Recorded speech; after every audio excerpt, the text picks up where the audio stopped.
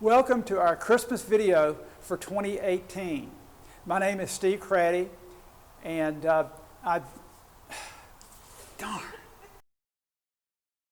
Welcome to our Christmas video. I'm Steve Craddy with Plant City Bonsai, and we have some exciting items, gift ideas to mention to you tonight. Several years ago, when I was really just getting into bonsai sales more seriously, I started carrying the basic trim shears from a company named ARS, and they're the best. They are indestructible, and I've loved them over the years, and my customers have also. Well, this year I'm kind of getting into their gardening tools, and they're from Japan, and they have a wonderful feel about them.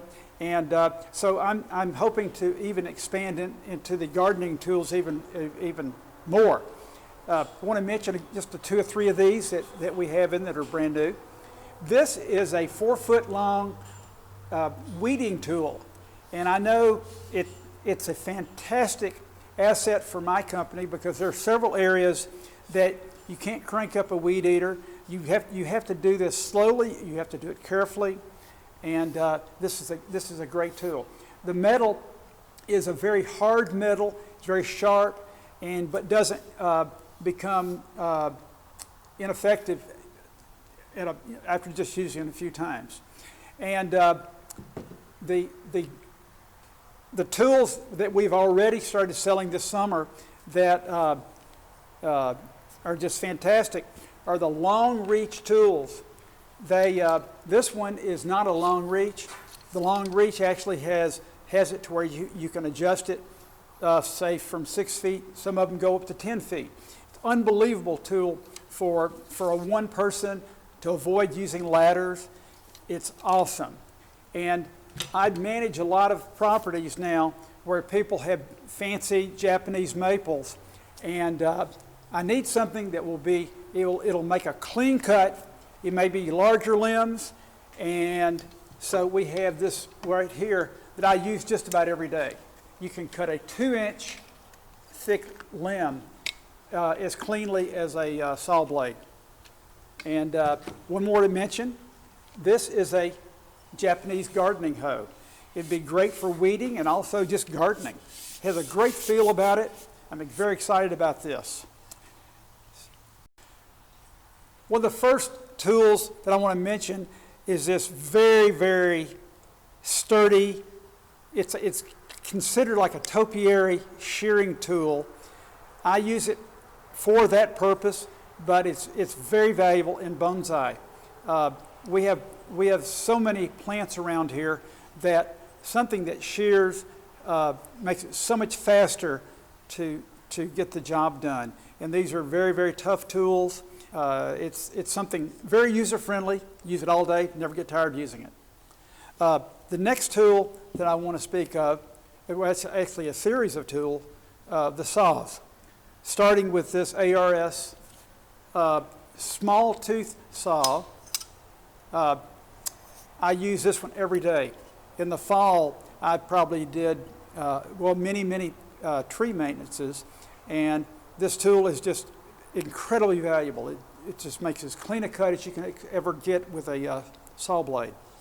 Then I have and this is a very premium saw. We have something that's not quite as elegant as far as the handle and the blade. The blade's a little bit longer tooth, but it's a fast cutting saw, and people love it because it is so fast, and again, it makes a good clean cut. And then we have this little saw here. This is something that this is not a joke. This is a pocket saw. It folds, and it is excellent. See, I had one of these out just a few minutes ago. Yeah, here it is. very small tooth. You're not going to cut off huge limbs, but this is a great tool just to stick in your pocket, and you can still cut off, you know, up to like an inch limb. And it's just great for gardeners walking around in their yard, or if you're working on your finest bonsai tree and you don't want to take a chance of using a bulky cutting tool, these little saws that have the narrow blades allow you to get inside and make that cut without taking a chance of hurting any part of the tree.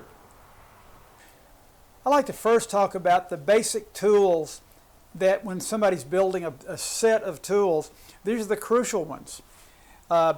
You know, when you're approaching your tree and you're doing the beginning cuttings of smaller branches, you obviously are going to use a trim shear, which we have that kind of covered. And this is the carbon steel classical butterfly handle one. Then we have the ARS. I love this tool. And this one is very good for getting into places. It has a bent blade. It's very, very user-friendly. Everybody loves this tool instantly when they add it to their tool line. When you're cutting a 1/4 inch branch, great. If you're cutting something that's like a 1/2 inch, you need a stronger cutter. The 8-inch concave cutter is one of my favorites. I also love the 6.5 inch. There's just, it may be, you know, the size of trees that you're accustomed to working on. I use this one actually for small, medium trees, and it's one of my favorite tools to use. And we've added this spring load. It's the basic 8-inch concave cutter. It just has a spring. It makes it much more comfortable to use for long periods of time. And if you don't know the importance of a concave cutter, come in here. We'll cut some branches. And it has this flush cut here, which is just awesome. The next tool is a spherical knob cutter. Very valuable tool. When you're cutting a branch off of a tree and it's a fairly large branch, well, you don't want the cut to just be a flat cut. You want it to sort of concave in. This one just sort of nibbles away all around the limb cut that you've removed, the limb that you removed, and it just makes a very neat heel over for that area. And of course, the Japanese wire cutter is essential. They put the bite at the very tip.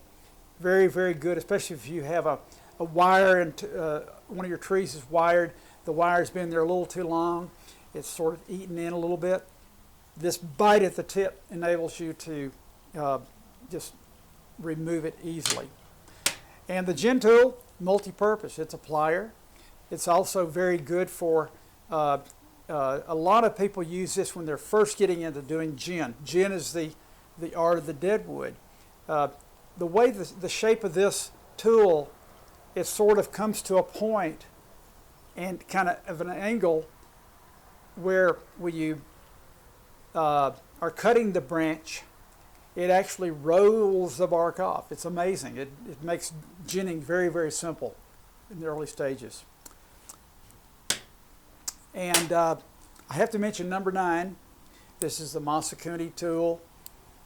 People love it. It just fits, and it's a very unusual tool. It's very high quality. It actually will cut wire in limbs, fairly small limbs, but it's a favorite. Next are some tools, also from Masakuni.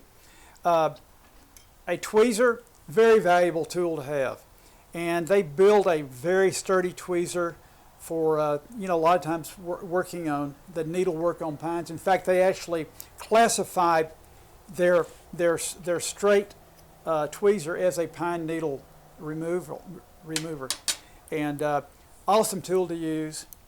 And when we speak of carving, as I briefly mentioned about the ginning plier, this tool here for the last several years has become one of my #1 sellers. This is a great, if somebody has a lot of bonsai stuff, but they don't treat themselves to very many Masakuni tools, or this tool in particular, this is a fantastic tool. It lets you get into places, areas that it's the only thing that works. And one of my little, my smallest root hook is my favorite. It's by Masakuni, incredibly tough. And what I like about it is you get the job done without taking a chance of ripping too many roots. It's just fantastic. I'd like to mention a few more items before we exit the office here. One is this oversized Japanese soil sieve. If you're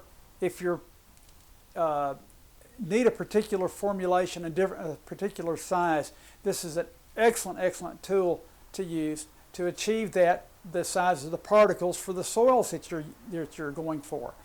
This is an oversized one. I like that a lot. It makes it a lot faster. And instead of just having a couple or 3 screens, this one has 5. So you have 5 variations. It's a wonderful stainless steel tool. Taking care of it lasts a lifetime. If you're not interested in making your own bonsai soil, we carry the Japanese formulations. This is the Clay King right here, and the Clay King comes in 2 different sizes. You open the bag and you're ready to go with it. We also carry the Akadama in 2 or 3 different sizes, and we have a very good supply of that. I mention that because several times of the year it's not very easily available. We do a pretty large wire program. This is the aluminum wire here, and I think there's like 4 to 5 important sizes of wire that a person should have, especially somebody getting into bonsai. They don't know what sizes they really need, and I can usually set up a range of about 4 packs that would cover just about anybody's beginning trees. And we have other items. We even have raffia. And before we leave this room, I don't want to forget to mention the 1,000-hole nozzle. This is a must, in my opinion, a must. You can water your newly potted bonsai tree or one that's been potted for a while without the worry of moving any of the soil, because the 1,000 holes creates the softest flow imaginable. And love the tool, love it more every year. Let's exit the office here and go look at some trees. Every year we do a series of trees planted on rocks, and we do that usually in the early spring throughout until the hot part of the summer. So we build these, especially for this holiday season. We have them already made up like this, and we try to use stones that have nice cavities. They have a mountainous setting, and the perfect alpine tree for that is this super dwarf Alberta spruce. It's one that actually lives easily in our area here. What makes this actually work is the craggy stone. And we have this is called lace rock. It comes from Utah. And I just love this. I have a beautiful selection of stones. One could come in here, pick a stone. We could pick the appropriate trees. And it'd be like a rock planting bonsai kit. These are some examples of our entry-level trees.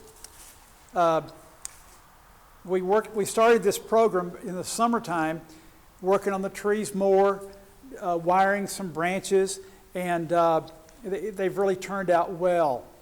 Just for an example, this one already has a lot of nice movement. They just offer a much more dramatic look than just what you call a commercial bonsai. You can actually bond with these trees. And I'm very proud of this group. This is a good example of the next size of Juniper bonsai. What this buys you is a tree that's well over 10 years old. We choose these that have already some nice movement to them. The branches are already fairly ramified through wiring, and it's just definitely it's a nice graduation to this particular type of tree. Our largest size is quite amazing. These are very old trees. These are at least 20 years up to 30 years, and they have that nice aged bark. They have almost like a live oak freestyle limb habit, and they're awesome. Here's another view where you can see how Mother Nature did a lot of this, and we just sort of helped it out. But what a splendid bonsai. And if you're able to come here, there are many of these, all with a little different character, but similar in drama. One of my favorites, and also my customers' favorites, are Kingsville boxwoods. They are all unique. They all look strong. They sort of give you the look of an old oak tree. And even when they're small like this, they're very dramatic. They're fun to work on, and one of the easiest bonsai to keep happy. We have several different sizes. We also have them in pre-bonsai form. I found out many years ago that a lot of people like to buy these in raw form and do their own tree. So I have all the different sizes are available also without being on the bonsai pots. So it goes from the smallest size up to this guy right here. Now this tree here is more than likely between 10 and 15 years. And this one has a very, very nice stature. I love the way the root works on this one.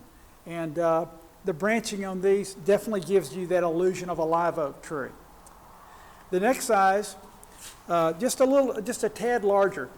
Now we're looking at trees here. These trees are between 15 and 20 years old when they're this size. And very strong tree. You can see kind of the knot in that one, how it's healed over. Takes a long time for that to occur. Then we lead into the oldest one, the oldest group. These trees out of this group are around 50 years old. And I turned this one kind of an angle so you could kind of see inside it. The true Kingsville boxwood, the branches grow with a little bit of a zigzag pattern, and definitely giving that ancient live oak look. These are fantastic. Well, the cold kind of got to me, so I had to grab my hat and coat before we started the video back up. I feel much better now. It wouldn't be a Christmas season without the Ishii trees. And Ishii does a fantastic job on Shimpaku, and we have the specimens. Mainly they're fairly small. I do have larger ones, but even his small tree has incredible character. And so in recent weeks, I ordered a group of younger, but still with good character, that you can start developing your Kishu Shimpaku dream come true tree. One of our favorite varieties that's a perennial favorite variety is the Harlandi boxwood. It sort of does it all. Small leaf. It has a trunk that becomes aged in appearance at a fairly young age. They branch very well, and they've got that incredible bonus that in early spring they give us a soft yellow bloom. And this one right here that I'm holding, it probably has 300 or 400 blooms. So it's a bang for the buck tree. And we have, for this gift season, I have all different sizes. We have a smaller pre-bonsai one that I think that is a favorite, because it allows a person to have, even in this small size, the aged bark, the cool blooms that are about to happen, and to me it would make a great candidate for a bonsai kit, because there's lots of work to be done on it, and it's definitely one of my favorites. Wanted to mention a few of the specimens, or the medium-sized specimens. The redwood forest is it's the way to go. It gives us this beautiful bronze foliage in the fall. The foliage will drop, and each limb has the next season's bud that's already appearing, and fairly early in the season, in the next season, it will leaf out with a beautiful, very, very fresh green new foliage, and they're amazing. This next tree is a Hokkaido elm, one of the smallest leaf trees in the world. And this one here is old. It is very old, but it even looks older, the way the bark gets real craggy. The next tree here is a Shimpaku that I've mentioned this in previous videos. It is an awesome tree. To own this tree it would be, to me, a best tree for most people's collections. This next tree is a Japanese white pine. These are imported from Japan. These are very difficult to come by, and this one has a particularly great grand movement and beautiful branching. Okay. Moving to our large group of specimens, I wanted to mention these two last trees before we exit to go to the hothouse where we store our tropicals. This is a redwood. It's a metasequoia dawn redwood, and it's particularly a very, very grand tree to work with. And it's a very doable tree. This is a 5-year project. Within 5 years, you will have this tree in a pot. I mean, it already has a wonderful nabari. It has tapering going on. It has an apex.